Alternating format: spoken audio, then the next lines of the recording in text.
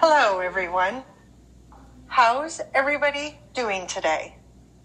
I'm here with students from Wakefield High School in Arlington, Virginia. And we've got students tuning in from across America, kindergarten through 12th grade. I'm glad you all could join us today. I know that many of you, today is the first day of school. And for those of you in kindergarten or starting middle school or high school, it's your first day in a new school. So it's understandable if you're a little nervous. I imagine there are some seniors out there who are feeling pretty good right now with just one more year to go. No matter what grade you're in, some of you are probably wishing it were still summer and you could have stayed in bed just a little bit longer this morning. I know that feeling. When I was young, my family lived in Indonesia for a few years. My mother didn't have money to send me where all the American kids went to school. So she decided to teach me lessons herself, Monday through Friday at 4:30 in the morning. Now, I wasn't too happy about getting up that early.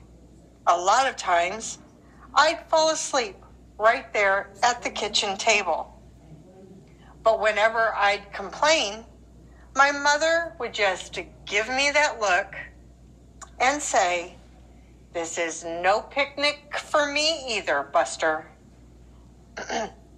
So I know some of you are still adjusting to being back at school. But I'm here today because I have something important to discuss with you. I'm here because I want to talk with you about your education and what's expected of all of you in this new year. Now, I've given a lot of speeches about education, and I've talked a lot about responsibility.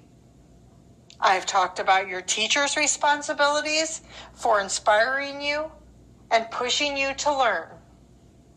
I've talked about your parents' responsibilities for making sure you stay on track, you get your homework done, and you don't spend every waking hour watching TV or with the Xbox.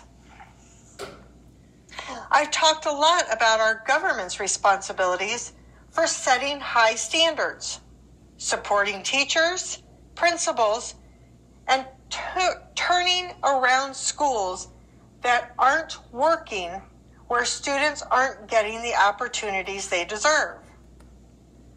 But at the end of the day, we can have the most dedicated teachers, the most supportive parents, and the best schools in the world, and none of it will matter unless all of you fulfill your responsibilities. Unless you show to those schools, pay attention to those teachers, listen to your parents, grandparents, or other adults, and put in the hard work it takes to succeed. And that's what I want to focus on today, the responsibility each of you has for your education. I want to start with the responsibility you have to yourself. Every single one of you has something you're good at. Every single one of you has something to offer. And you have the responsibility to yourself to discover what that is. That's the opportunity an education can provide. Maybe you could be a good writer. Maybe even good enough to write a book, an article in the newspaper. But you might not know it until you write a paper for your English class. Maybe you could be an innovator or an inventor.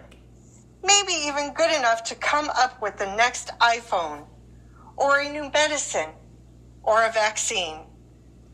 But you might not know it until you do a project in your science class. Maybe you could be a mayor or a senator or a Supreme Court justice, but you might not know that until you join student government or the debate team. And no matter what you want to do with your life, I guarantee that you'll need an education to do it. You want to be a doctor or a teacher or a police officer? You want to be a nurse or an architect, a lawyer, or a member of our military? You're going to need a good education for every single one of those careers. You can't drop out of school and just drop into a good job. You've got to work hard for it and train for it and learn for it. And this isn't just important for your own life and your own future. What you make of your education will decide nothing less than the future of this country.